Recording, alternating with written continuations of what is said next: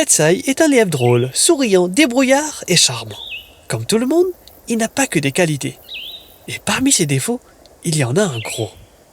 C'est un fief et menteur. Ce bruit mystérieux qu'on entend, ce n'est pas un animal étrange. Ce n'est que Petsai, le petit lièvre qui écrase les fleurs de Tipti la souris. Il ne le fait pas exprès. Il essaie juste de sortir de son potager en catimini. C'est sans compter sur lui fine de la souris qui le surprend en flagrant délit. « Kérol !» lui lance-t-elle dans l'air soupçonneux. Petsai réfléchit. S'il écoutait sa petite voix intérieure, il dirait la vérité et s'excuserait.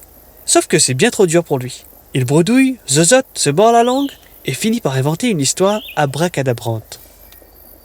À l'entendre, tout ce désordre est l'œuvre d'un animal mariféroce qu'il a vu rôder dans le coin. « Faut les trouver, un monstre toi !» dit-il à son ami. Tipti est futé et ne croit pas une seule seconde à ses salades. « Arrête cause n'importe. Ces empreintes sont les tiennes !» Le lièvre ne se laisse pas démonter et s'entête tout devenant rouge comme une goyave de Chine trop mûre. La souris enfonce le clou. « Tiens, tu as un morceau de laitue coincé entre tes dents. » Cette fois, Petsai ne trouve rien à dire et rit jaune. Ce matin, rebelote. Sans réfléchir, il donne un bonbon fruité à bébé mangouste qui l'avale aussitôt et manque de s'étrangler. Alerté par ses cris, maman mangouste accourt. Petsai a peur de se faire gronder et mise une fois de plus sur ses talents d'improvisation. Les larmes aux yeux, l'air inquiet, il explique à maman mangouste qu'un méchant virus court en ce moment. Pour preuve, son frère aîné l'a attrapé et a failli y rester. Oups, Petsai dit tellement de mensonges qu'il en oublie même qu'il n'a pas de frère.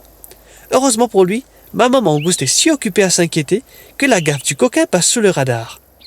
La seule chose qui compte pour elle à présent, c'est l'avis du docteur.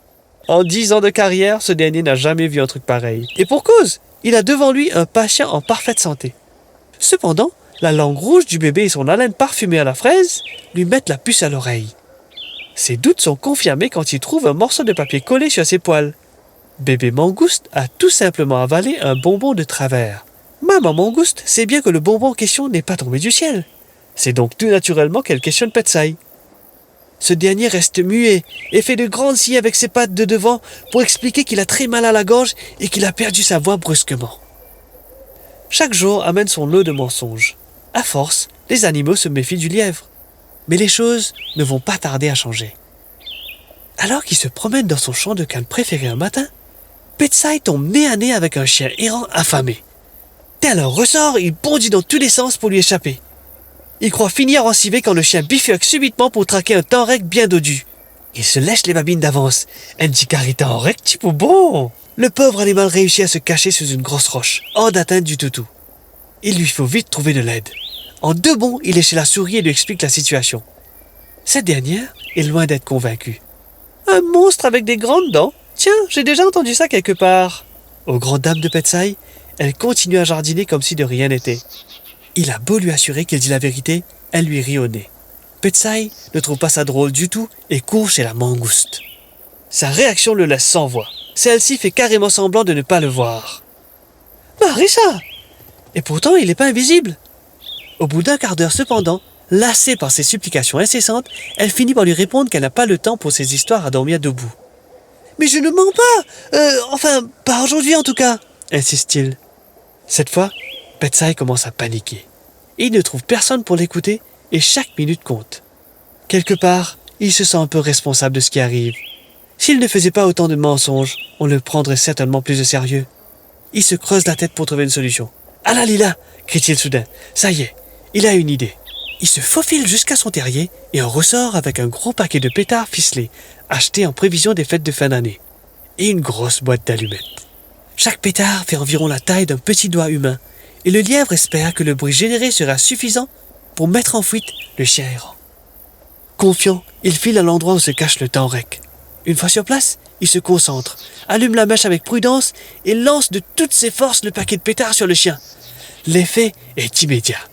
Affolés par le bruit, les étincelles et la fumée, les martins du coin s'envolent à tire-d'aile et les mangoustes se sauvent à toute vitesse. Quant au chien, abasourdi par ce remue-ménage, il détale en hurlant sans demander son reste. Ouf! Le tanrec peut enfin sortir de sa cachette, visiblement secoué. Certes, il tremble encore comme une feuille de flamboyant dans un cyclone, mais au moins, il est en vie. Fier de lui, Petsai veut raconter son aventure à tous ses amis. Le pauvre, il est bien mal reçu, lui qui croyait être accueilli en héros. Au début, personne ne veut le croire. Qui croirait en menteur? Ce n'est qu'après avoir entendu la version du Tenrec que les animaux viennent enfin le trouver pour le féliciter. Cette fois, Petsai a compris la leçon. Désormais, plus de mensonges. Promis, juré, craché.